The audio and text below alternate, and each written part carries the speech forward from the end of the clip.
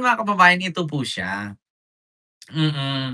Si Bini Abante po, Si Congressman Bini Abante, mga kababayan, ay nagsampa po ng kasong libel, 'no, dito sa 18 Marites ni Levi Baligod at kasali na din silang lahat. Mm. So, mga kababayan, kung bibilangin po natin, napakadami po talagang kaso, 'no. Una, sino ba yung unang nagkaso? Mga kababayan, merong dalawang gabinete ni PBBM nagkaso, so dalawa na. Si Trillanes, Laila de Lima, tapos sino pa? Si Erwin Tulfo, Tito Sen, Bini Abante.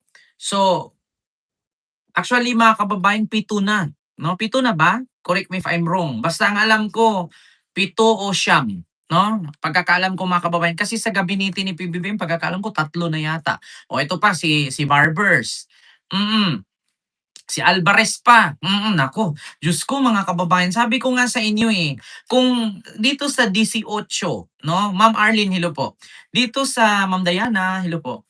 Dito sa 18 nandiyan pa si Luistro, so lagpas 10 nga.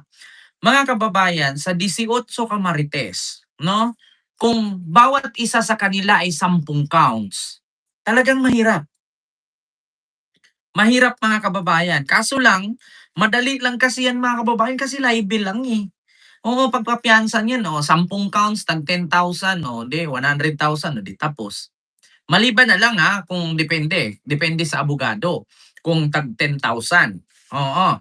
Naku mga kababayan, medyo mahirap-hirap nga, Kaya, sa totoo lang mga kababayan, ito po 'no, ipapanood ko po sa inyo, talagang mabigat po 'no. Medyo marami-rami po at panibago na naman 'to nilang eto, sa totoo lang mga kababayan, bago ko i-play, itong kay Bini Abante sa balita, alam niyo, hindi na po ako nagtaka kung ang buhay, kaya nga Ma'am Arlene, 'di ba, siyempre may 5 million, mabilis na mapiyansa. Hindi na po ako magtaka kung ang buhay nitong nagpakilalang Eten Marites ay hindi talaga malagay sa peligro. Sabi ko sa inyo, malagay talaga ito sa peligro, bakit? Kasi mga kababayan, lalong-lalo na kapagka ito'y dumalo sila, kasi 'di ba ang palusot ni ano, mga kababayan, ni Libby Baligod 'no, yung abogado ng Eten Marites, ay kailangan daw na ma-recognize ni Cayetano, 'no, at may pirma ni Cayetano, haharap daw sila sa Senado. Eh, paano nga kung si Cayetano ay mapalitan na? So, kasi ang kinikilala daw nila mga kababayan na Senate President ay si Cayetano. So paano nga kung si Cayetano ay mapalitan na at maging si Sherwin Gatchalian na? So lulusot kayo kasi hindi daw nila kinikilala si Sherwin, ang kinikilala nila si Cayetano. Eh paano kung napalitan si Cayetano? So kikilalanin ninyo si Sherwin Gatchalian. Oh, so paano ngayon pag humarap kayo sa hearing dito sa Blue Ribbon ni Raffy Tulfo o ni Erwin Tulfo, hindi kaya kayo alam niyo sa cross-examine dito sa 18 Marites, talagang maraming sablay dito mga kababayan, maniwala kayo sa'kin, maraming sablay diyan. Una, mga kababayan, unang sablay nila diyan, nasaan yung ebidensya? Yan ang unang katanungan. Alam niyo kanina nakipag-away ako sa isang DDS, Sabi, may nag-post kasi na isang loyalista. Di ko alam kung loyalista yun or kakamping. So, nasa dalawa yan. Ang sabi kasi, kayo mga 18 Marines, maglabas muna kayo ng pruweba para paniwalaan namin kayo. Ngayon, sabi nung DDS, wow, kapag talagang mga kakamping, no, at saka yung mga bangag supporter, yan ang tawag nila, kakamping at bangag. Kapag kakamping, lugaw at bangag supporter, sasabihin agad nila, pruweba, pruweba. Ngayon, sagot ko naman, nakipag-away talaga ako sa kanya, nag-message pa, hindi matiis.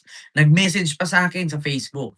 Sabi niya sa akin, pinagpilitan niya, sabi niya, lahat ng sinasabi ng 18 Marines totoo. Ngayon, sabi ko, so ma'am, kung lahat pala ng sinabi ng 18 Marines totoo, ma'am, maglabas ka nga ng isang pruweba, ma'am, na totoo at maipakita mo sa akin, babae siya, maipakita mo sa akin na totoo ang sinasabi nila.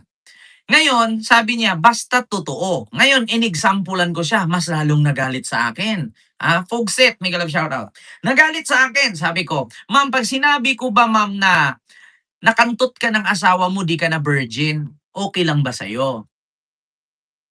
Ngayon sabi niya, "Maglabas ka ng pruweba na hindi ako virgin nung na nakuha ako ng asawa ko." Ngayon sabi ko sa kanya, "Eh, 'di ba ma'am may asawa ka na, hindi na kailangan pruweba kaya may asawa ka na, eh. Imposible naman 'di ka nakantot ng asawa mo." So doon nagalit siya, sobrang galit niya. Sabi niya, "Oh, ang bastos-bastos mo. Anong koneksyon nun sa 18 Marines?" Oh, tinanong ko siya. Sabi ko, "'Di ba ang 18 Marines sabi nila nahatiran nila ng maleta?" Oh, ngayon 'di ba ang tao naniniwala na nahatiran. Ang tanong ngayon, nasaan yung pruweba? 'Di ba? Oh, gano'n din 'yun ma'am, 'di ba 'pag sinabi ko ma'am na kinantot ka ng asawa mo, nakuha ka niya, 'di ka na virgin. Oh, so ngayon 'pag hinanapan mo ko ng ebidensya, oh, ipakita mo rin yung sa 18 Marines na meron sila. Kasi mabilis sabihin, eh. Oh, siyempre 'pag sinabi ko, ikaw nga pinakasalan ka ng asawa mo, 'di ka na virgin." Oh, gano'n, galit na galit siya. Sabi niya, "Paano ka nakasiguro? Kasuhan kita." Gano'n, ganyan. Sabi ko, "Bago mo ko kasuhan, ipakita mo muna yung sinabi mo. Kasi kung kasuhan mo ko, dalhin natin yan sa korte, yung post mo ang umpisa niyan. No, yun ang punot dulo niyan, yung post mo na ilabas. Ang sabi kasi nung loyalista or kakamping ba yun na maglabas ng ebidensya, ang 18 Marines. So ngayon, sabi niya, bakit daw kailangan pa maglabas? Eh, klarong-klaro naman daw na may maleta. Ngayon, sabi ko naman, maglabas ka ng maleta. Saan yung pruweba na may maleta? Kasi mabilis lang sabihin maleta eh, tapos pera ang laman. Ang tanong, asan yung picture? Kasi yung kay Sandro Marcos, may picture daw. Sabi ko, asan yung maleta doon? 'Di ba? Yan ang tanong eh. Yan ang tanong sa mga DDS. 'Di ba? Oh, sinabi nila, hindi pa ba sapat na ebidensya na nandun nga picture ni PBBM kasama yung Marines, nandun si Sandro Marcos kasama yung Marines. Ngayon, ang tanong ko, yun bang picture ni PBBM, di ba ang sabi ng Marines, hindi yun nag-deliver kasi isang event lang yun. Oh, yung kay Sandro Marcos, sabi niyo nag-deliver kay Sandro. Nasaan yung ebidensyang malita? Hindi nga ninyo alam, baka pumunta lang yung bodyguard doon, nagpa-picture lang kay Sandro, baka bumisita yan. Tapos, nagpa-picture, ngayon sasabihin niyo hinatira ng maleta. Asan yung maleta? Yun ang lagi kong sinasabi, ilabas ang maleta. Alam niyo itong mga DDS hindi ko maintindihan. Bakit paniwalang-paniwala sila, 'di ba Ma'am Susan Vergara, paniwalang-paniwala sila sa 18 Marines na may maleta. Sabi ko, maleta, mabilis mag-picture, eh. Yun ang helicopter na sinakyan ni Ping Lacson at ni Tito Sin, eh, yung papuntang Bicol. Sabi nila, yun daw yung maleta. Sabi ko, putang ina, yun yung pinuntahan nila yung may bagyo, eh. Oo, tapos pinost ni Ping Lacson, sabi niya, "Ito yung helicopter na sinakyan namin ni Tito Sen. Papunta kami ng Daet, Camarines Sur, Camarines Norte, na nagbigay ata sila ng ano dun, may isang invitation, parang event yata yun. Tapos ang ginawa ni Libby Baligod, pinost niya, yun daw yung sinakyan ng maleta. Samantalang ang mga sakay dun, mga staff naman ni Ping at ni Soto. 'Di ba? Kita niyo mga kababayan, yan ang mahirap.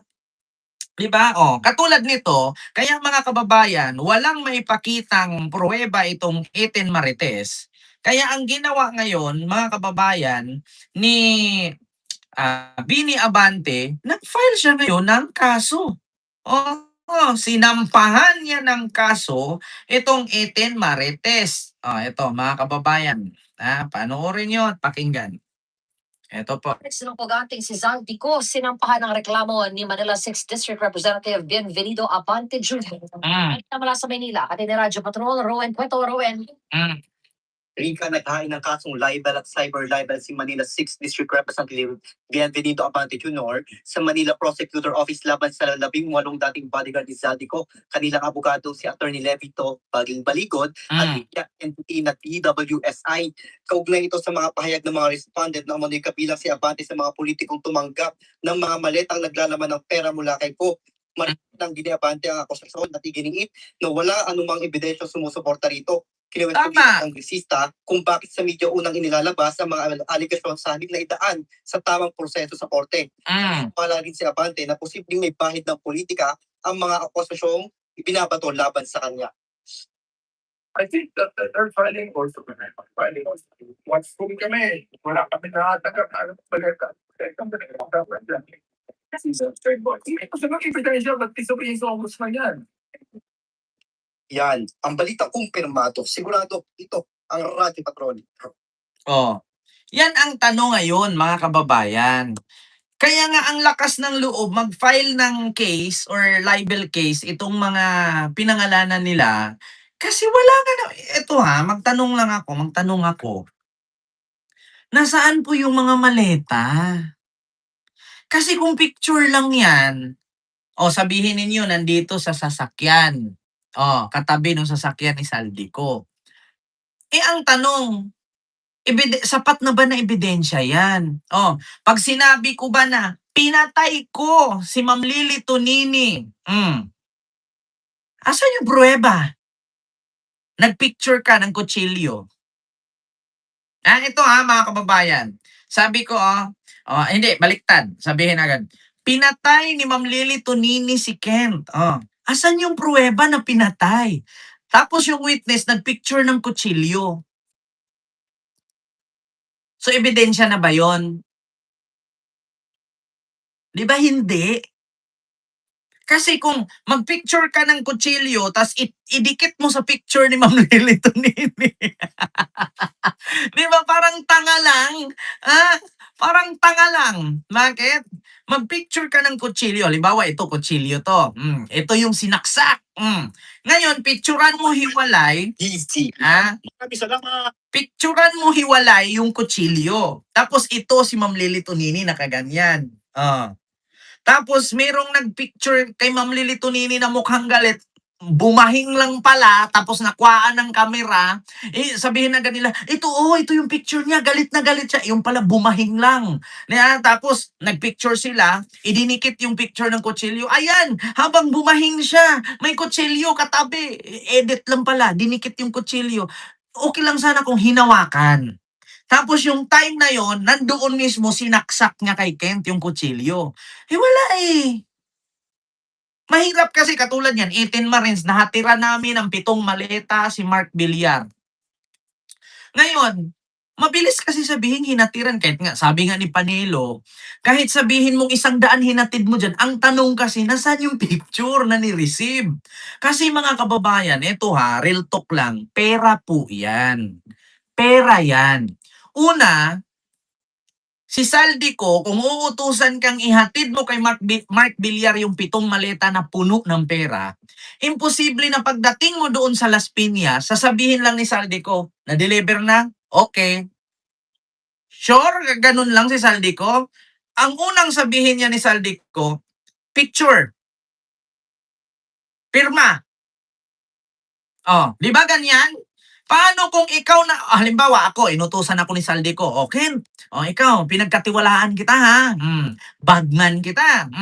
I-deliver mo to sa bahay ni Romualdez 100 maleta. Puno yan ng tag 50 million per maleta. 100 piraso, di ang laki-laki nun.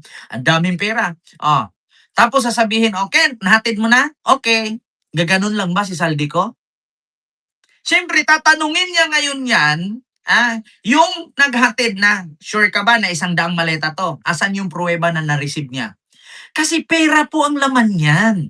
Siyempre, ang sasabihin niyan ni Saldico, picture, proof na na-receive para walang problema. Papirmahin mo na na-receive niya, yun ang resibo natin. Di ba? Pera yan eh. Diyos ko, 1,000 nga lang nakawin sa wallet mo, nagwawala ka na. Yan pa kaya milyon-milyon nilalagay sa maleta. Kung 100 maleta yan, itakbo mo yung 5, putang ina. Milyonaryo ka na. Diba? Biruin mo, 100 kada maleta, 50 million laman. Itakbo mo yung 5, di putang ina, ang laki na ng pera mo. Tapos sinabi mo, okay na, sir, Congressman Saldico, na-deliver ko na. Sinabi mo, 100, yung pala yung 5, tinakbo ko, 95 lang pala na-receive ni Romualdez. Diba? Kailangan ng pirma ni Romualdez yan na na-receive niya at kailangan ng selfie namin na pina-receive ko sa kanya para si Saldico, pagkatiwalaan niya ako sa sunod. Diba? Ganun yun eh. Kaya nga si Benny Abante, ayun. Naghain ng cyber libel at libel complaint si Mm. Manila 6th District Representative Benny Abante Mm. laban sa 18 dating bodyguards ng dating kongresistang si Zaldico. Mm. Patong-patong na reklamo na ang kinakaharap ng mga ito mula sa mga personalidad Oh. na itinadawit nila sa aligasyong nahatiran umano nila ng maleta ng pera na galing sa umano'y anomalya sa flood control projects at iba pang transaksyon sa gobyerno. Di ba, Ma'am Kanji? Ni Representative Abante ang reklamo sa Office of the Prosecutor sa Maynila kaninang umaga. Oh. Di ba? Kaya kung si Yussi Claire Castro ang tanungin, anong reaksyon mo sa 18 marites? O, pakinggan nyo. Last question na lang po, ma'am. Yesterday, na-point out po yung inconsistencies sa testimonies ng 18 former bodyguards of former Congressman Zaldico. Isa po doon yung pagkawala ng pangalan ni Senator Lauren Legarda doon sa listahan. Like po tayo. Even before yung previous hearing, na-point out yung mga dates and yung kay Congressman De Lima na hindi pa po siya kongresista. Sa ganito pong klaseng mga nakikitang inconsistencies, how does Malacanang characterize ito pong revelation ng 18 former bodyguards? Basura. Total, sabi naman nila, sila ay naghahakot ng basura. Basura. So, itong mga klase ng mga statements na to, na pinuna rin na bakit ang abogado nagsasalita at hindi yung 18 kargador Basura. o 18 maleta boys. Mm. Hindi po ito tatayo sa korte. Yung itong klase mga statements na pabago-bago, hindi po ito makakapasa sa masusing mga pag-aaral. Oh, hoy mga DDS, makinig kayo, trial lawyer yan. Cum laude yan, hindi katulad kay Sara, 80% ang grado. Ewan ko kung ba't nalaman ni Sara yung grado niyang 80. Siguro hindi kumbinsido kung ba't pumasa. Ito. Ayan na naman tayo, magalit na naman yung mga DDS, binira ko na naman si Sara. Hoy mga DDS cum laude to, trial lawyer. Kaya pakinggan ninyo ang sinabi niya na basura. Bakit? Hindi ito papasa pagdating sa husgado o sa trial.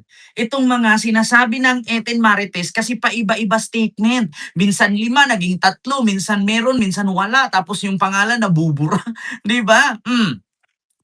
Kasi ito, trial lawyer to. Cum laude. Si Sara, hindi cum laude, pero alam niya ang grado niya na 80. So bakit nga ba niya kinuha yung grado niyang 80? Kasi hindi siya kumbinsido, ba't siya pumasa? Di ba? Ito dito, ganito. Bago ko ipagpatuloy ang kay Yussi Claire Castro about sa 18 marites, ganito yan. Alam nyo, pagdating kasi sa mga abogado, hindi mo basta-bastang makuha ang grado mo. Kung hindi mo kakailanganin. Una, kung pumasa ka, marami pang pagdadaanan. Susulat ka pa, request, mga authorization, para makuha mo ang grado mo kung ba't ka pumasa. Diba? Pero si Sara, bakit niya alam na 80 ang grado niya? Kasi nga, hindi siya convinced, hindi siya kumbinsido na, ba't ako pumasa? Kunin ko nga yung grado ko. Ganon yun, kasi hindi siya sure na papasa siya. Kaya kailangan niyang alamin kung magkano ang grado niya. Ngayon alam niyo na. Ngayon alam niyo na, mga kababayan. Si Sara Duterte, kaya nalaman niyang 80 ang grado niya pagiging abogado kasi hindi siya kumbinsido. Ay, bakit ako naging abogado? O kaya kumuha siya ng grado niya para malaman niya, kaya 80. Ang ibig sabihin, 80-80. Bakit 80-80, Boboy? Continue. Pakinggan ninyo ang trial lawyer. Huwag kayong makinig kay Sara. Trial lawyer ito yung pakinggan nyo. At pagsusuri Mm. ng korte. So, dito pa lamang po makikita na natin kung ano-anong klase ang mga kwento nila para makapanira lamang. Mm. Sunod na tanong mula kay Maricel Halili, TV5. Good afternoon. Yusek, yesterday, Senator Alan Peter Cayetano said that there are 2 upper chambers, Senate of the Philippines and Senate of Malacanang. Any reaction? What do you want to tell the senator? The president said there's only one upper chamber, and it is the Senate of the President, it is the Senate of the Philippines led by acting Senate President Sherwin Gatchalian. And since mukhang nagmamatigas po talaga si Senator Cayetano, na siya pa rin yung Senate President, how do you see an end to this Senate gridlock? I understand the President mentioned before that he's studying legal options to put a remedy to this issue. Alam niyo, bilib ako dito sa mga reporter. Bakit? Kasi lahat ng itatanong nila, tinatandaan nila. Kasi bakit? Baka yung itinanong mo ay nasagot na yan noon, so kailangan magtanong ka panibago. Kasi tignan mo si Maricel Halili, tinanong niya ngayon about sa panibagong tanong niya, kahit sabi niya nasagot na ni PBBM noon. So 'di ba? Biruin niyo, ang galing ng mga reporter, no? Kaya hindi ako naniniwala na sabi ni Marcoleta na bayad ang media. Ang naniniwala ako bayad yung taga-video niya. 'Di ba? Oo. Kasi bakit mga kababayan, natural babayaran ng media. Ano ba ikaw, tanungin ko kayo mga kababayan, gusto mo ba maging reporter na hindi ka sasahuran? Mamirian, hello po. Kaya narinig nyo naman mga kababayan yung sabi ni si Claire Castro, reaksyon niya dito sa 18 Marites, basura. Hindi daw ito papasa sa cross-examination, mga kababayan. Hindi papasa sa mga cross-examination. Kung ganito lang din naman ang kanilang mga statement, paiba-iba, parang akala mo alam mo yung nakainom ngayon, bukas hindi, tapos iinom na naman susunod araw. Di ba? Ito, kung kay UC Claire Castro, ang reaction niya sa 18 Marites ay basura, ako hindi. Ang mari ako sa kanila, may mga amat sila. Oo, alam niyo yung amats nila, yung nakagat sila ng bubuyog. Yung yung venom ng bubuyog hindi pa nawala. Andiyan pa rin nakaturok yung lala o yung venom niya.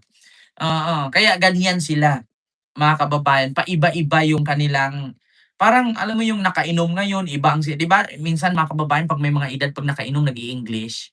Oo, ganyan sila, yung 18 Marites, ganyan sila. Para silang nakainom na habang tumatagal ang inom, nag-i-English na ang sinasabi. O sa madaling salita, hindi mo na alam yung ginagawa. Ganon yun mga kababayan. Kaya yun, kinasuhan. Tapos,